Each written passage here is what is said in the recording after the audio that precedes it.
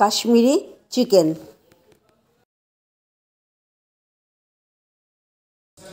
নমস্কার বন্ধুরা, কেমন আছেন সবাই? সোমা ব্লগে সবাইকে স্বাগতম জানাই। আজ বানাবো কাশ্মীরি চিকেন। তাহলে চলুন, সঙ্গে থাকুন, ভিডিওটি দেখতে থাকুন।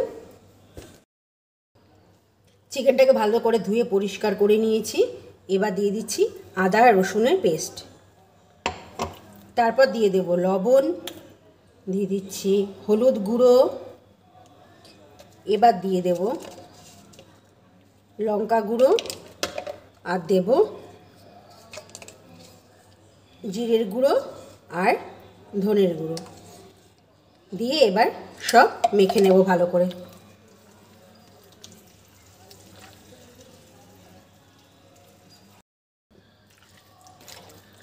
মাখা প্রায় হয়ে এসছে। এবার এটাকে আধ ঘন্টা রেখে দেবো। বেশি সময় রাখা লাগবে না, আধ ঘন্টা রাখলেই হয়ে যাবে। আর এটা একদম সম্পূর্ণ ঘরোয়া উপকরণ দিয়েই হয়ে যাবে রান্নাটা, খুব বেশি উপকরণ লাগে না। কড়াইতে আগে থেকে তেল দিয়ে দিয়েছি। এবার দিয়ে দিচ্ছি দারচিনি আর এলাচ, আর দিয়ে দেবো দুটো তেজপাতা আর একটা শুকনো লঙ্কা। এবার দিয়ে দেবো পেঁয়াজ। পেঁয়াজটাকে ভালো করে ভেজে নেব।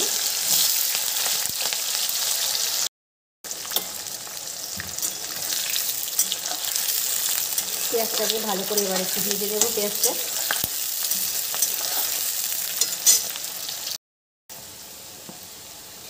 এবার দিয়ে দেবো চিকেন। চিকেনটা দিয়ে কষাতে থাকবে, ভালো করে কষিয়ে নেব। চিকেন হতে থাকুক, এদিকে একটা মশলা বানিয়ে নেব। দিয়েছি বাদাম, কাজু আর কিশমিশ, এটাকে পেস্ট বানিয়ে নেব। এবার এর মধ্যে একটু দুধ দিয়ে এটাকে ভিজিয়ে রাখবো, তারপরে পেস্ট বানাবো। এবার দিয়ে দেব টক দই। টক দইটা ফ্রিজের থেকে বের করে সাথে সাথে দেওয়া যাবে না, বাইরে যদিও ফ্রিজে থাকে তাহলে 1 ঘন্টা আগে বাইরে বের করে তারপরে দিতে হবে। ডাইরেক্ট ফ্রিজের থেকে দিলে কি হবে, দইটা ফেটে যাওয়ার ভয় থাকে। ওর জন্যই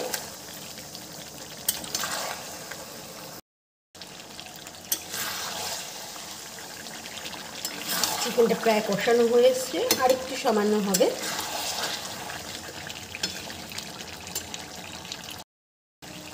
এবার দিয়ে দেবো কাজু আর কিশমিশের পেস্টটা দিয়ে দেবো, দিয়ে আবার ভালো করে কষিয়ে নেব।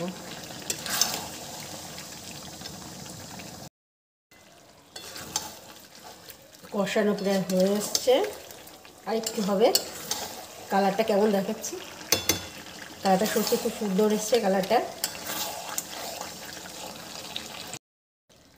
চিকেন কষানো হয়ে গেছে, অল্প করে জল দেবো।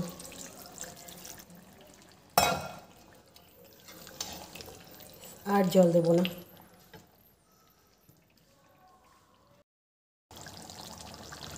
এবার গরম মশলা দিয়ে নামিয়ে নেব। ব্যাস, চিকেন আমার রেডি হয়ে গেছে।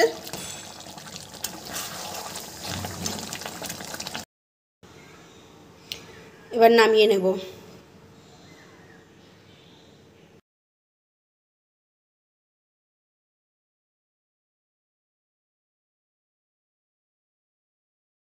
আমার কাশ্মীরি চিকেন সম্পূর্ণ রেডি হয়ে গেছে, যে নামিয়ে নিয়েছি। যদি ভালো লাগে তাহলে আপনারাও এরকম ট্রাই করুন বাড়িতে। আর আমার ভিডিওটি যদি আপনাদের ভালো লাগে তাহলে আমার পেজটিকে ফলো করে দেবেন, শেয়ার করে দেবেন। আর যদি ইউটিউব থেকে দেখে থাকেন তাহলে আমার চ্যানেলটিকে সাবস্ক্রাইব করে দেবেন। সবাইকে অনেক ধন্যবাদ। ভালো থাকবেন, সুস্থ থাকবেন। ফিরে আসবো নতুন কোনো ভিডিওর সাথে।